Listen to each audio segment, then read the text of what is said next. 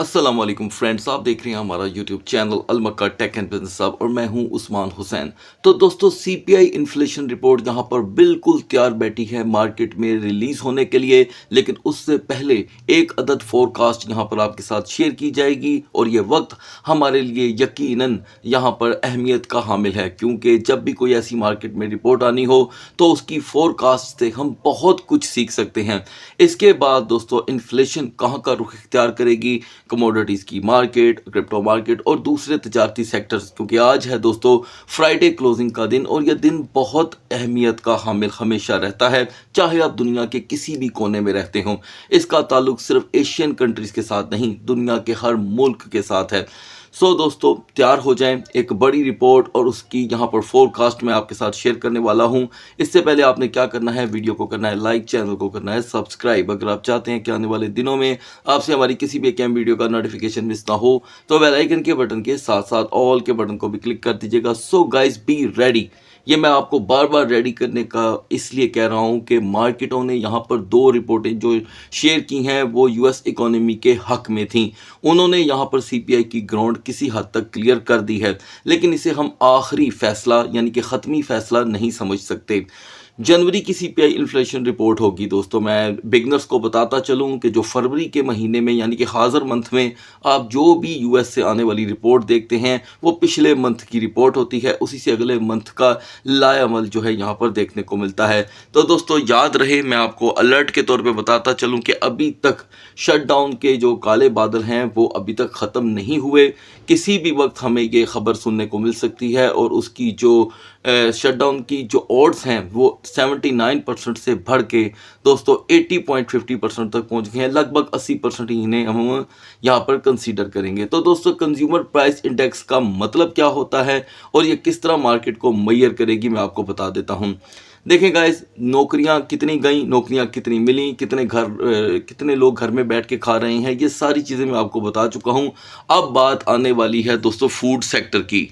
Consumer price index हमें ये बात आज क्लियर करके देगा कि अगर नौकरियां मिली, घर बैठे हुए लोगों के खाने की तादाद में कमी हुई, जितनी सोची थी उतनी तो नहीं हुई लेकिन हुई, तो अब आखिर में जो घर में बैठ के या काम पे जा कर के लोग खाना पीना खाते हैं उनमें कितनी कमी या इजाफा हुआ। तो अगर मिसाल के तौर पे आज सीपीआई ने एक ख़ास फिगर यहाँ पर दे दी, वो भी मैं आपके साथ डिस्कस करने लगा हूँ फोरकास्ट के तौर पर आगे चल करके। तो दोस्तों, वो नंबर हमने आज वॉच करना है। वो ऐसी गेज होगी जिसको या तो दुनिया मिलाती है पिछले साल 2025 के साथ, यानी कि जो 2025 जनवरी की रिपोर्ट थी, ठीक है, या फोरकास्ट के साथ, या उससे बड़ा इम्पैक्ट आने के चांसेस होते हैं कि पिछले महीने में उसका नंबर क्या था। मान लें कि अगर खाने पीने की चीज़ों में, ठीक है, घर वो जो लोग किरायों पे रहते हैं उनके रेंट में इजाफा हुआ, और क्योंकि वेजेस जो उनकी तनख्वाहें होती हैं उसका भी आज ही तयन हो जाएगा कि आखिर उनकी तनख्वाहों में भी पर और के हिसाब से इजाफा हुआ या कमी हुई, सब आपके सामने होगा। इसके बाद ही दोस्तों यूएस की जो इकोनॉमी है उसकी मॉनिटरिंग पॉलिसी आएगी। उस मॉनिटरिंग पॉलिसी से यहाँ पर कुछ वेदर क्लियर होंगे और ये मुझे ऐसे लगता है कि ठीक ही आएगी। क्या मॉनिटरिंग पॉलिसी की बात कर रहा हूँ, अभी मैंने सीपीआई की बात नहीं की, इसलिए कि जो मिड टर्म इलेक्शन होते हैं वो दुनिया के किसी भी कोने में हों, वहाँ पर जो माहौल होता है या वेदर होता है वो साजगार ना भी हो तो उसको बनाकर पेश कर दिया जाता है। तो याद रहे दोस्तों कि आज की इस रिपोर्ट का इम्पैक्ट हफ्ता, इतवार और इवन के पीर के दिन तक रहेगा। यानी कि अगर आपके पास तजर्बा नहीं है तो आज के दिन आप मार्केट से दूर रहें, लेकिन जिनके पास एक्सपीरियंस है वो आज के दिन की मार्केट को पूरी तरह एंजॉय करते हैं, वो वोलेटिलिटी को देखते हैं, उस टाइम को देखते हैं जिस टाइम पे रिपोर्ट ने आना है। तो दोस्तों, रिपोर्ट का टाइम आप फौरी तौर पे हासिल अगर करना चाहते हैं तो आप हमारा व्हाट्सएप चैनल ज्वाइन कर लीजिएगा।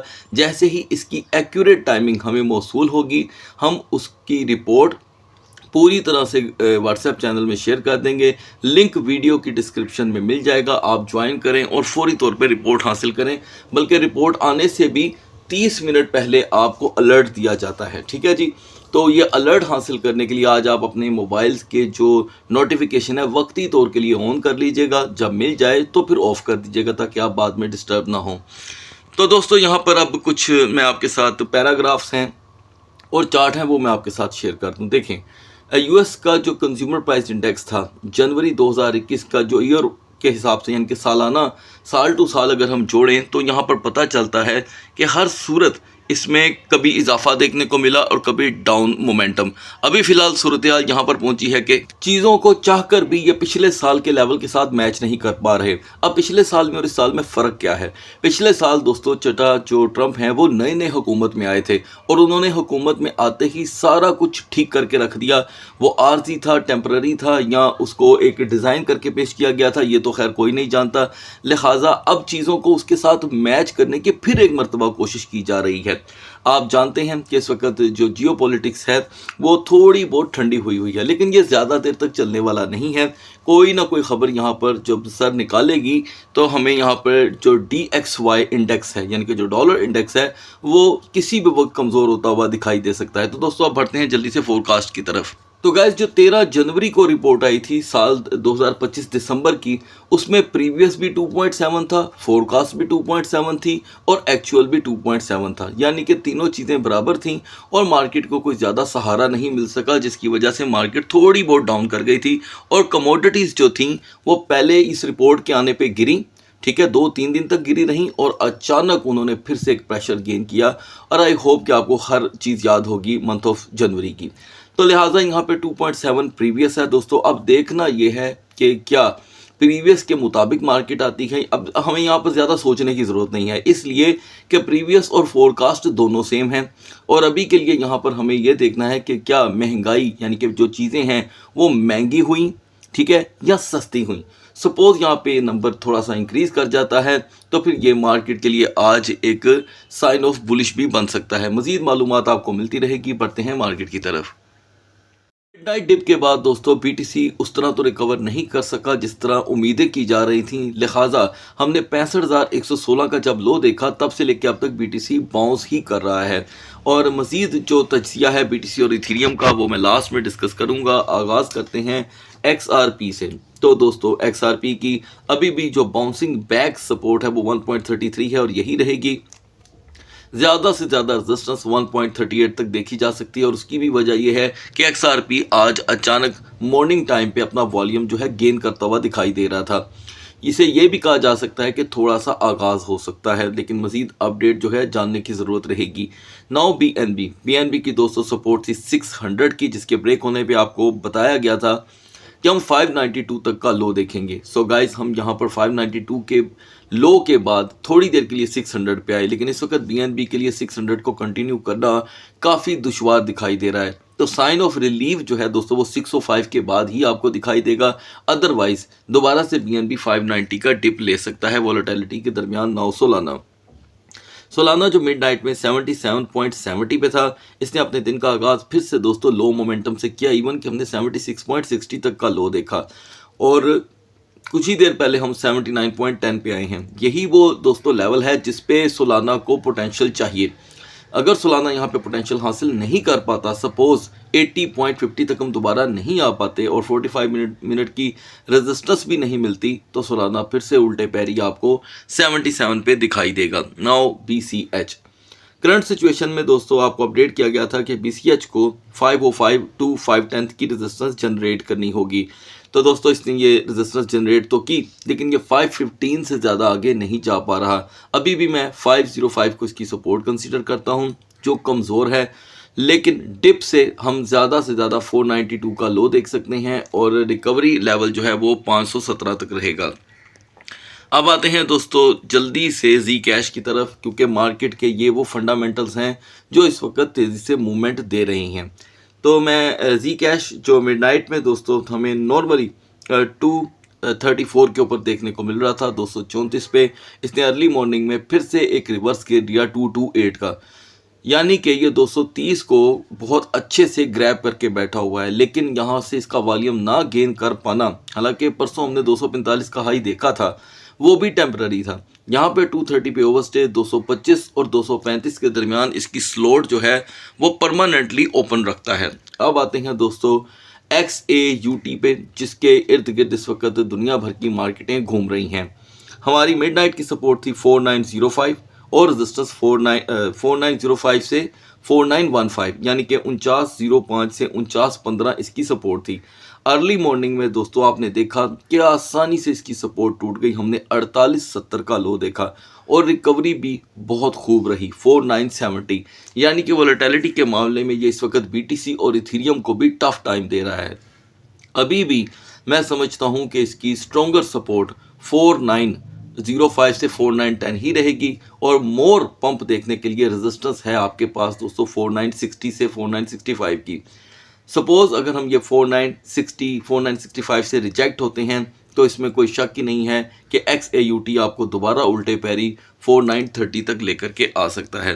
अब आते हैं दोस्तों फाइनली टाओ पे। टाओ को जिसे मिस कर दिया गया था मैं ऐड करना चाहूँगा। तो फाइनली दोस्तों टाओ ने थोड़ा सा यहाँ पे रिकवर किया है। हमने 157 का 2 टाइम हाई देखा है कल रात को भी और अभी भी। तो यहाँ पर 150 से कुछ उम्मीदें की जा सकती हैं। यही इसका एक स्ट्रॉन्ग लेवल बन के सामने आया है। जब भी 150 ब्रेक हुआ है 147 तक का लो देखा गया है। सप्लाई कम होने की वजह से टाओ को अभी भी मार्केट के अंदर एक अच्छी सबकत हासिल है, लिहाजा बेस्ट मोमेंटम इसका ज़्यादा से ज़्यादा 162 तक देखा जाएगा। अब बढ़ते हैं बीटीसी और इथेरियम के कैंडल चार्ट की तरफ।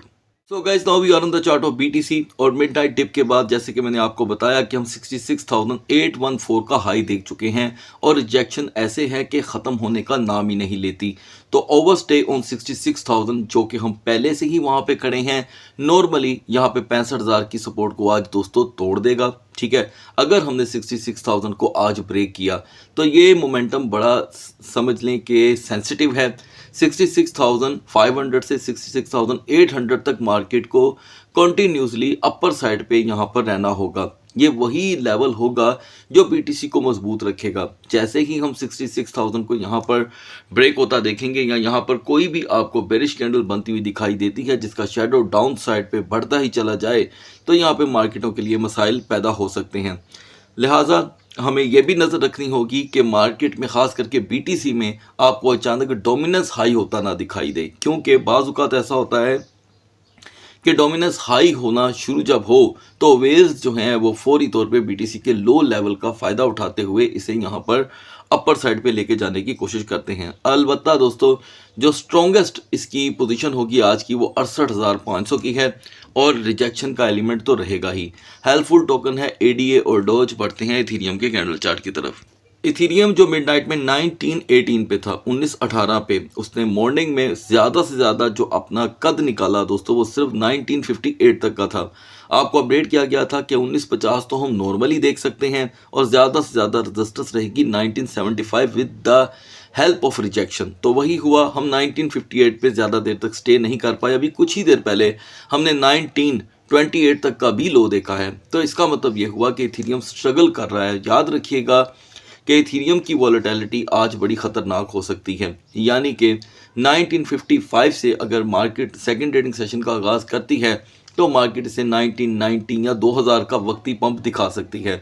लेकिन रिपोर्ट आने से पहले ही अगर मार्केट ने थोड़ी सी भी मूवमेंट जनरेट ना की, यानी कि हम 1936 1940 पे ही रह गए या 1930 पे भी रह गए, तो रिवर्सल जो है वो फिर से 1905 1910 तक का रहेगा। इससे ज़्यादा बढ़ जाए तो इसके बारे में कुछ कहा नहीं जा सकता। उस वक्त आपको सिर्फ ये देखना होगा कि CPI की रिपोर्ट की नोयत क्या है। मैं आपको यहाँ पर दोस्तों एक और चीज़ बताता चलूँ कि जिस तरह हमें परसों वाली रिपोर्ट ने शॉक कर दिया था, मतलब समझ में ही नहीं आया कि 55,000 नौकरियों को जो कि है एक्सपेक्ट किया जा रहा था और 1,30,000 आ गई। अगर ऐसी ही कोई आज रिपोर्ट मार्केट में आ गई तो मेरे ख्याल से सबके सर के गिर्द आपको चिड़ियाँ घूमती हुई दिखाई देंगी। और इस वक्त इथेरियम से रिलेटेड हेल्पफुल टोकन सिर्फ Zcash और BCH ही रहेंगे। अगली वीडियो तक अल्लाह हाफिज़।